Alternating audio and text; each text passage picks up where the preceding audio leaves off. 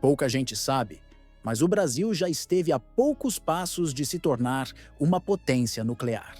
E isso não foi por acaso, muito menos por acidente, mas sim por decisão dos nossos militares mais influentes. Durante os anos mais sombrios da ditadura, enquanto o país vivia sob censura e repressão, uma operação paralela ganhava força em laboratórios escondidos, orçamentos camuflados e silos localizados no interior paulista. Longe dos olhares da população e fora dos tratados internacionais, os generais e almirantes conduziam em sigilo um projeto que poderia colocar o Brasil no seleto clube das nações, tendo um poder de destruição em massa. Não se tratava de ciência, era uma guerra tropical, motivada pela rivalidade com a Argentina, pela desconfiança dos Estados Unidos e pelo desejo de mostrar ao mundo que o Brasil tinha um poder maior do que eles pensavam. Durante o regime militar, enquanto a repressão se voltava contra opositores e a propaganda oficial falava em progresso, uma outra frente de batalha era travada nos bastidores do Estado.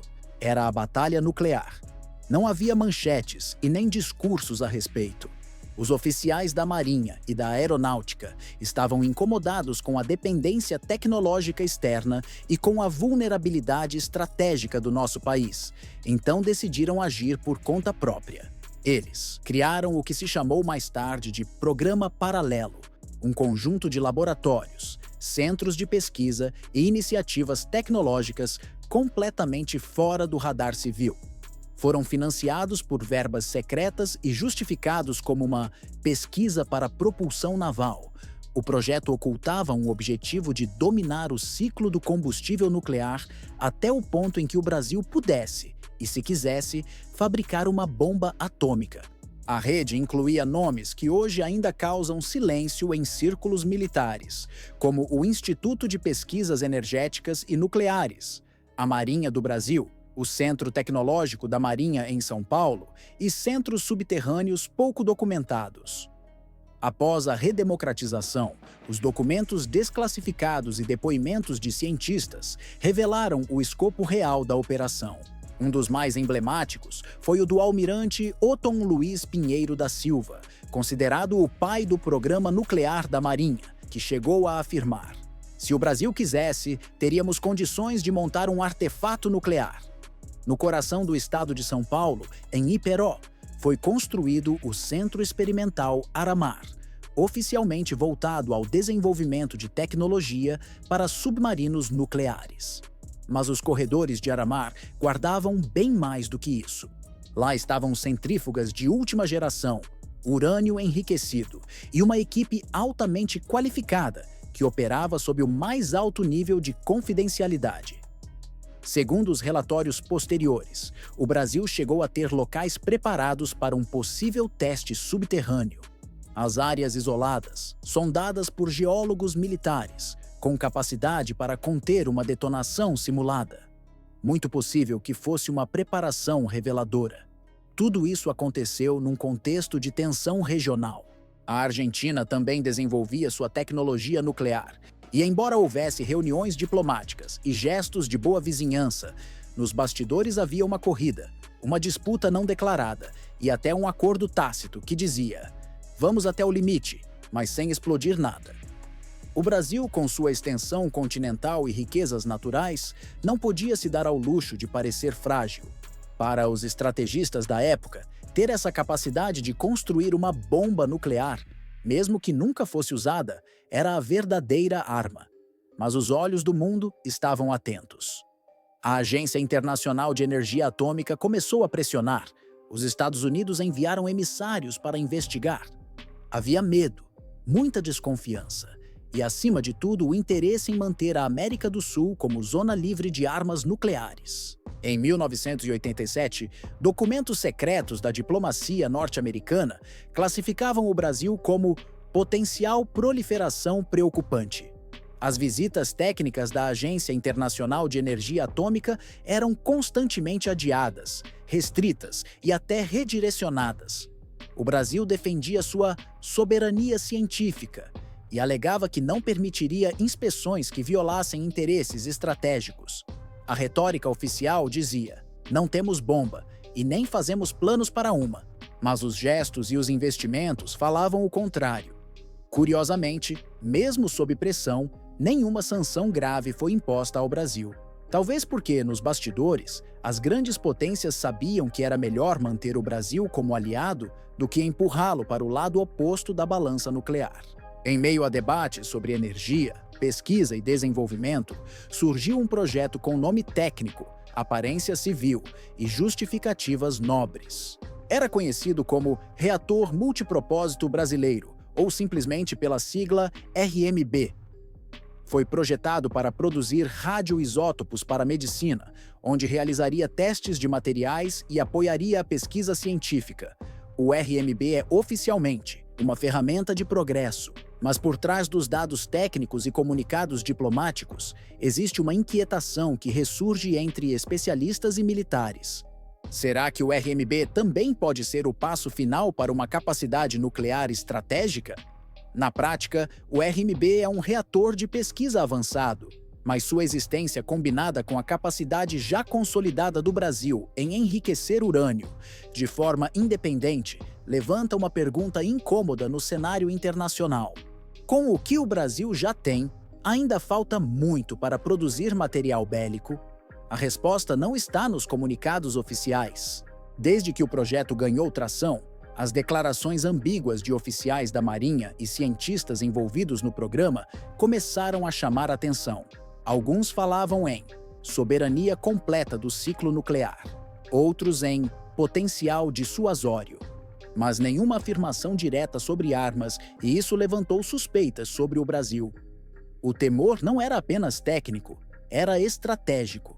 Afinal, o RMB, aliado ao domínio sobre as centrífugas de Aramar e aos conhecimentos acumulados desde os anos 80, colocava o Brasil em um patamar raro. Um país com capacidade técnica, reservas de urânio, conhecimento científico e autonomia política. Em outras palavras, se o Brasil quisesse, poderia cruzar a linha rapidamente.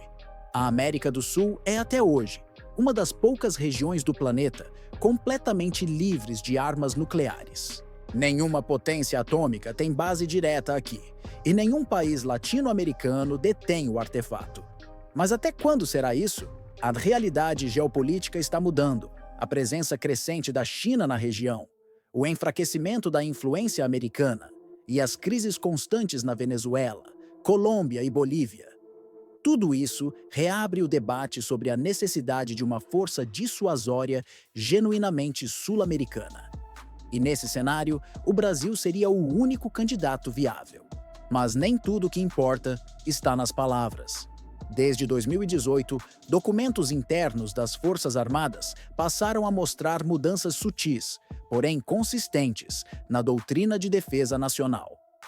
O discurso de dissuasão convencional passou a dar espaço a termos como capacidades estratégicas de segunda camada, a linguagem típica de quem quer deixar margem para ambiguidade. Paralelamente, o orçamento de programas nucleares militares aumentou discretamente, sob rubricas genéricas como pesquisa científica de propulsão, desenvolvimento autônomo e segurança energética avançada. Não há provas de um plano armado, mas há muitos indícios de que a porta está sendo mantida entreaberta. O Brasil não diz que quer a bomba, mas também não faz questão de dizer que não a quer. Nos bastidores da estratégia militar brasileira, é criada uma teoria de que o país precisa desenvolver capacidade nuclear não apenas como instrumento militar, mas como forma de proteger a Amazônia de ingerência externa. A floresta é vista como riqueza estratégica global, pois é repleta de minérios, biodiversidade e reservas hídricas, mas também vulnerável a pressões internacionais, muitas vezes veladas sob o discurso ambiental. Para alguns setores das Forças Armadas, ter uma bomba nuclear seria uma forma de blindar a soberania nacional sobre a Amazônia, garantindo que nenhuma potência estrangeira ousasse intervir diretamente sob pretexto humanitário, climático ou geopolítico. É uma lógica muito controversa, mas não é inédita. O próprio programa israelense é construído sobre o mesmo princípio de nunca confirmar, nunca negar mas sempre deixar claro que cruzar a linha tem um preço. Afinal, uma ameaça implícita e calculada será altamente eficaz. Se o Brasil construísse uma bomba hoje, ou mesmo demonstrasse ter capacidade técnica comprovada para isso, o mundo reagiria. Poderia perder acesso a acordos comerciais, sofrer bloqueios diplomáticos e ser punido em fóruns multilaterais.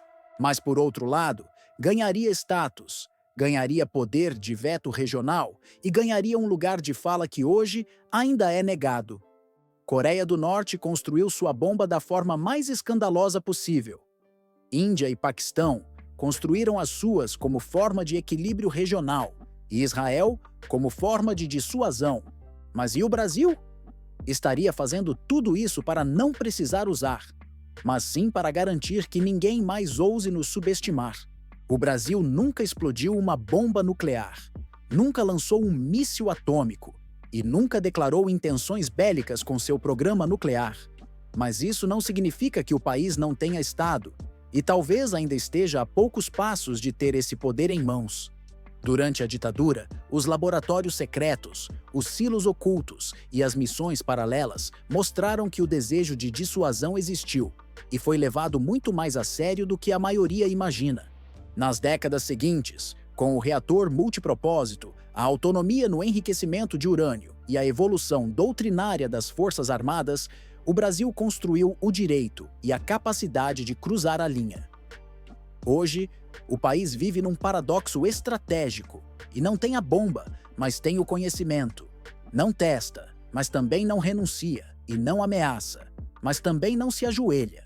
E talvez seja justamente esse equilíbrio que garanta sua soberania.